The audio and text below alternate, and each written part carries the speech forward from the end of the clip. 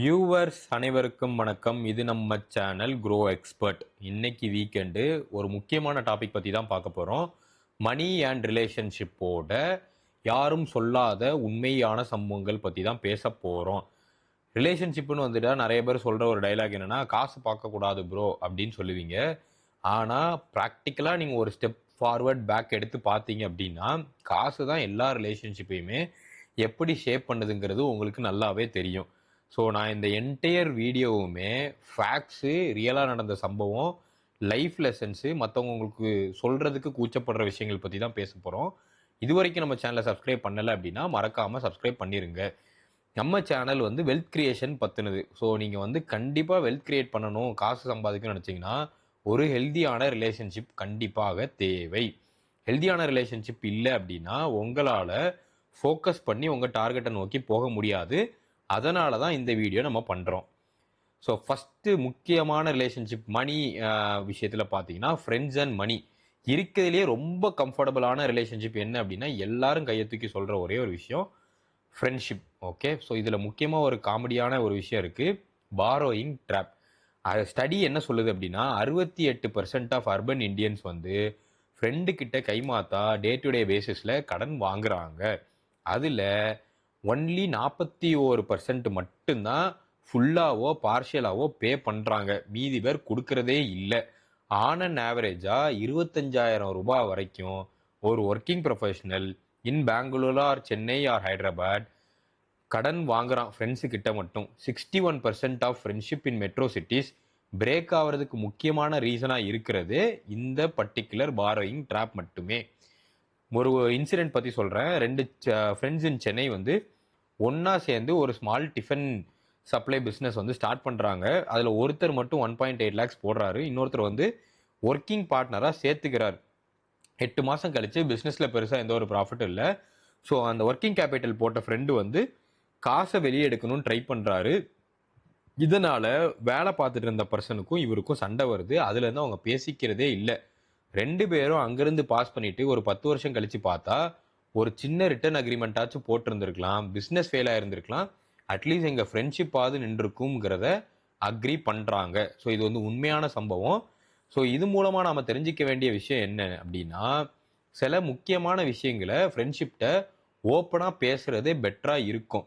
54% of people வந்து காசை ஃப்ரெண்ட்ஷிப்ட பிரிக்கிறதுக்கு கூச்சப்படுறாங்க. இது ஒரு சாத்தியமான உண்மை. கடைக்கு போனால் மொத்த பில்லும் ஒருத்தர் பே பண்ணுறது அண்ட் இவென்ச்சுவலி ஒருத்தனே பே பண்ணிட்டு இருப்பான். ஸோ இது வந்து ஒரு மென்டலி ஸ்ட்ரெஸ் வந்து கிரியேட் பண்ணும். செகண்டு, 67% ஆஃப் பீப்புள் வந்து ட்ரிப்ஸை அவாய்ட் பண்ணுறது, காமன் ட்ரிப் அவாய்ட் பண்ணுறது என்னென்னா காஸ்ட் கேப்னால. கொஞ்சம் வெல் செட்டில் பர்சன் வந்து அவனுக்கு ஏற்றாப்புல மொத்த ட்ரிப்பையும் பிளான் பண்ணிடுவான். கீழே உள்ளவன் வேற ஏதாவது ரீசனை சொல்லிட்டு ட்ரிப்புக்கு வராமையே போயிடுவான்.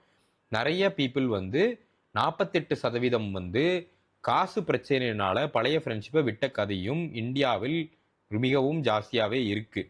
ஸோ முக்கியமான சில தம்ரூல் நான் உங்களுக்கு சொல்லித்தரேன். இன்கம் இன்ஈக்வாலிட்டிங்கிறது வந்து ஃப்ரெண்ட்ஷிப்குள்ளே நார்மல். அதை ஓப்பனாக பேசுறது ரொம்பவே நல்லது. எந்த ஃப்ரெண்டுகிட்டையுமே உங்கள் தகுதிக்கு மிஞ்சி கடன் வாங்காதீங்க. ஏன்னா நீங்கள் அந்த கடனை திருப்பி பே பண்ணலன்னா ஃப்ரெண்ட்ஷிப்பை லூஸ் பண்ணக்கூடிய சூழ்நிலை வர்றதுக்கான வாய்ப்பு ஜாஸ்தியாக இருக்குது. பில்ஸை அக்ரிமெண்ட் பேஸ் பண்ணி ஸ்ப்ளிட் பண்ணுங்கள், அசம்ஷன் பேஸ் பண்ணி ஸ்ப்ளிட் பண்ணாதீங்க. ட்ரூ ஃப்ரெண்டு யார் அப்படின்னா, ஃபினான்ஷியல் பவுண்டரிஸை வந்து பக்குவமாக எடுத்துக்கிறவன் தான், இம்மெச்சோர்டாக பிஹேவ் பண்ணுறவன் கிடையாது. அடுத்த முக்கியமான ரிலேஷன்ஷிப்பாக நம்ம பார்க்குறது வந்து family and money. So 46% of south Indian household வந்து ஜாயின்ட் ஃபேமிலியாக இருக்காங்க. விச் இஸ் லைக் யாராவது ஒருத்தர் சம்பாதிப்பாங்க, அதை மற்றவங்க வந்து வீட்டுக்குள்ளே செலவு பண்ணுவாங்க. இதில் 22% மட்டும்தான் ஃபார்மலாக ஒரு ஃபினான்ஷியல் அக்ரிமெண்ட் வந்து ஃபேமிலிக்குள்ளே இருக்குது. ஆன் அண்ட் ஆவரேஜாக ஏர்ன் பண்ணுற ஒரு பையனோ பொண்ணோ வீட்டுக்கு கொடுக்குற காசுன்னு பார்த்தீங்கன்னா 8,200 rupees இருக்குது. அண்ட் 3x ஆஃப் த சண்டை ஃபேமிலிக்குள்ளே வர்றது என்னென்னா, இந்த ஃபினான்ஷியல் அக்ரிமெண்ட் ப்ராப்பராக போடாத ஒரு ரீசனால தான். அகெயின் ஒரு முக்கியமான கதை, சாஃப்ட்வேர் இன்ஜினியர் ஒருத்தர் வந்து 85,000 சம்பளம் வாங்கிட்டு இருக்காரு. அதில் வீட்டு செலவுக்கு ஒரு 30,000 கொடுத்துட்டு இருக்காரு. யங்கர் பிரதர் சம்பளம் கம்மியாக வாங்கினதுனால வீட்டு செலவுக்குன்னு எதுவுமே கொடுக்கல. அந்த இன்ஜினியர் திடீர்னு மேரேஜ் ஆயிடுச்சு. ஒய்ஃப் வந்து கொஸ்டின் கேட்குறாங்க. வீட்டை 2ஆக பிரிச்சுட்டு ஆளுக்கு தனி வீட்டுக்கு போயிட்டாங்க. இப்போதைக்கு இவங்களுக்குள்ள ஒரு சர்டன் ஃபினான்ஷியல் அக்ரிமெண்ட்டோ ஏதோ ஒரு போர்ஷன் பேசியிருந்தாங்கன்னா குடும்பமா ஒண்ணா இருந்திருக்கிறதுக்கான வாய்ப்பு ஜாஸ்தியாவே இருக்கு. அண்ட் செகண்ட் இம்பார்ட்டன்ட் பார்ட்டு என்ன அப்படின்னா, ஃபினான்ஷியல் இதுல வந்து பேரண்ட்ஸ் வந்து நிறைய பேர் என்ன பண்றாங்க அப்படின்னா, அவங்க பசங்களுக்கு பசங்களுக்கு பசங்களுக்குன்னு சொல்லி எடுத்து வச்சுட்டு அவங்களுக்குன்னு எதுவுமே ரிட்டைர்மெண்ட் டைம்ல பண்றது இல்ல. ஸோ இது மூலமா ஆல்மோஸ்ட் 36% ஆஃப் அடல்ட் வந்து அவங்களோட பேரண்ட்ஸை பார்த்துக்கிறதுமே இல்லை. நீங்க ரிட்டைர்மெண்ட் ஏஜை நோக்கி போயிட்டு இருக்கீங்கன்னா உங்களோட ஃபினான்ஷியல் இண்டிபெண்டன்ஸுக்கு தயவு செஞ்சு காசு எடுத்து வைங்க. அது ரொம்ப ரொம்ப முக்கியம். இந்தியன் ஃபேமிலிஸ்ல மணி பத்தி யாருமே பேசுறதே கிடையாது. ரொம்ப ரேரா தான் பேசிக்கிறாங்க. அண்ட் இதனால யாரோ ஒருத்தர் வந்து அந்த ஃபேமிலியில பாதிக்கப்படுறது வந்து உண்மை. அண்ட் இன்ட்ரெஸ்டிங்கான டாபிக் என்னன்னா love and money. 74% of south Indian people வந்து on an age to 18 to 30 ஏதோ டேட் பண்ணிட்டு இருக்காங்க இல்லை லவ் பண்ணிட்டு இருக்காங்க. இதுல ஒன்லி 48% ஆஃப் பீப்புள் தான் ஃபினான்ஷியல் எக்ஸ்பெக்டேஷன்ஸ் பத்தி ஒரு புரிதல் வந்து வச்சிட்டு இருக்காங்கங்கிறது வந்து தெளிவா இருக்கு. ஆன் அன் ஆவரேஜ் மந்த்துக்கு இந்த லவ் பாயிண்ட் ஆஃப் வியூல பசங்களோ பொண்ணோ செலவு பண்றது 4200 rupees. 29% ஆஃப் சண்டை போட்டு பிரியறதுக்கு ரீசன் என்னன்னா மணி சம்பந்தப்பட்ட விஷயம் மட்டுமே.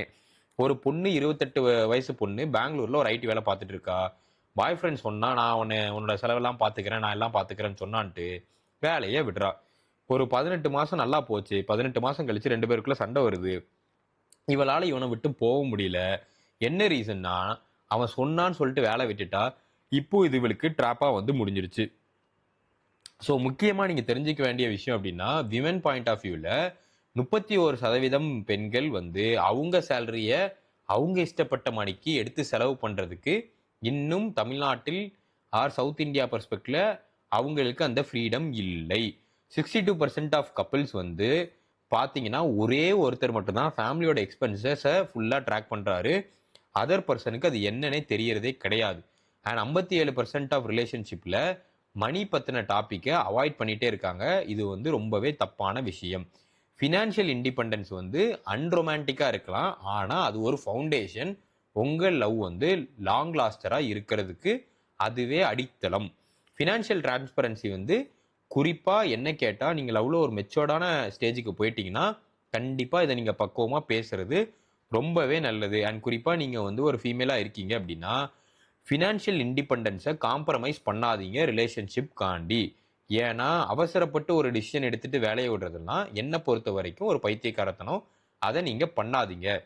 மணியை பற்றி ரொம்ப ஏர்லியாகவே டிஸ்கஸ் பண்ணிடுங்க.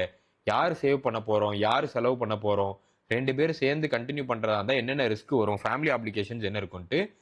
ஏன்னா லவ் இஸ் பிளைண்டு, மணி அப்படி கிடையாது.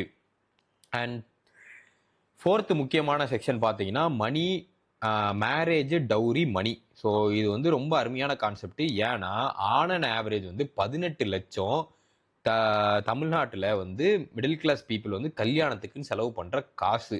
அதில் 43% ஆஃப் பீப்புள் வந்து கடன் வாங்கி தான் அந்த 18 லட்சத்தையும் ரெடி பண்ணுறாங்க. இது வந்து ரொம்ப ரொம்ப ரொம்ப ரொம்ப ஹியூஜ். ப்ரெஸ்டீஜ் மட்டும் பார்த்துட்டு காசு வாங்கி கல்யாணம் பண்ணுறது வந்து ஓவரால் வேஸ்ட் தான். மேரேஜுக்குன்னு லோனில் கோல்டு வாங்குறதுன்னு பார்த்தீங்கன்னா 71% பீப்புள் இருக்காங்க. லோன் வாங்கி மற்ற ஆஸ்பெக்ட்லாம் செய்கிறவங்க 38% பீப்புள் இருக்காங்க. லோன் கான்ஃப்ளிக்ட், அதாவது டவுரி கான்ஃப்ளிக்ட்னால டிவோர்ஸ் ஆகி போகிறவங்க, 2 வருஷத்துக்குள்ள டிவோர்ஸ் ஆகி போகிறவங்க வந்து 52% பீப்புள் இருக்காங்க. விஜயவாடாவில் ஒரு ஃபார்மர் இருக்காரு. 2.5 ஏக்கர் லேண்ட் வச்சிருக்காரு. அவங்க பொண்ணோட கல்யாணத்தை பிரம்மாண்டமாக செய்யணும்னு சொல்லிட்டு அதை வித்துட்டு ஒரு 28 லட்சத்துக்கு வித்துட்டு தடபுடலாக கல்யாணம் பண்ணிட்டாரு. 1 இயர் கழிச்சு டிவோர்ஸ் ஆயிருச்சு. இப்போ அவர்கிட்ட மணி இல்லை, லேண்டும் இல்லை, சேவிங்ஸ் இல்லை.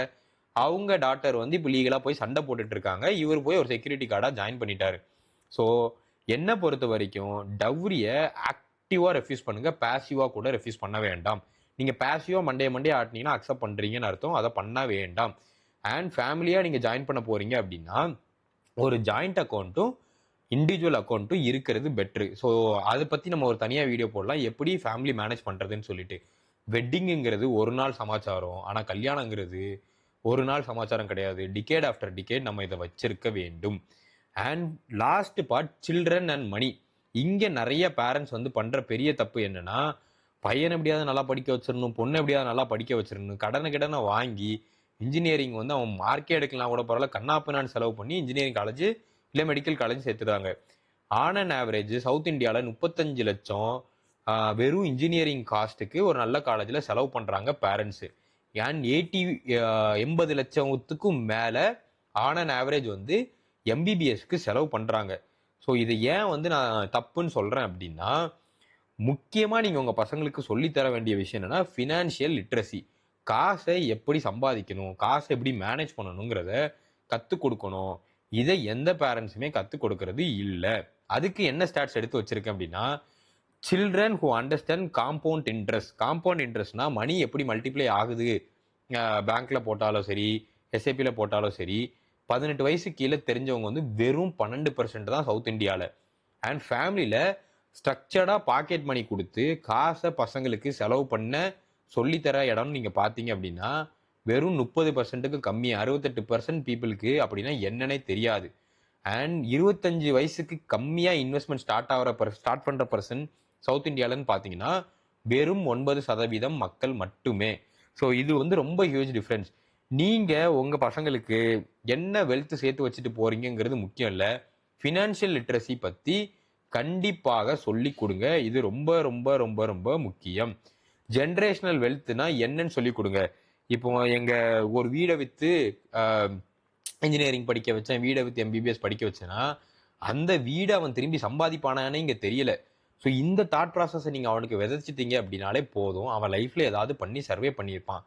ஃபினான்ஷியலாக செக்யூராக இருக்கிற பேரண்ட்ஸ், அதாவது என்ன, நான் ஃபினான்ஷியலாக என்னோட பசங்களை டிபெண்ட் பண்ணலங்கிறத நீங்கள் உங்கள் பசங்களுக்கு சொல்கிறீங்கனாலே அதுவே ஒரு பெரிய கிஃப்ட் தான். வீணாக கொண்டு போய் அவசரப்பட்டு அன்னெசரியாக காசு செலவு பண்ணி கண்டதில் இன்வெஸ்ட் பண்ணாதீங்க. அதுவே ஒரு பெட்டரான விஷயமா இருக்குது.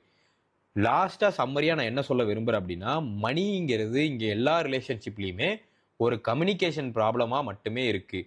90% ஆஃப் ப்ராப்ளத்தை நீங்கள் ஓப்பனாகவே மணி டிரான்சாக்ஷனில் உங்கள் பார்ட்னரோடைய சரி, உங்கள் லவ்வரோடைய சரி, உங்கள் அம்மா அப்பாவோடைய சரி, உங்கள் குழந்தைங்களுடைய சரி, உங்கள் ஃப்ரெண்டோடைய சரி பேசிட்டிங்கன்னா உங்களோட ஃபினான்ஷியல் லைஃபும் பெட்டராக இருக்கும், உங்கள் பர்சனல் ரிலேஷன்ஷிப் லைஃபுமே பெட்டராக இருக்கும்.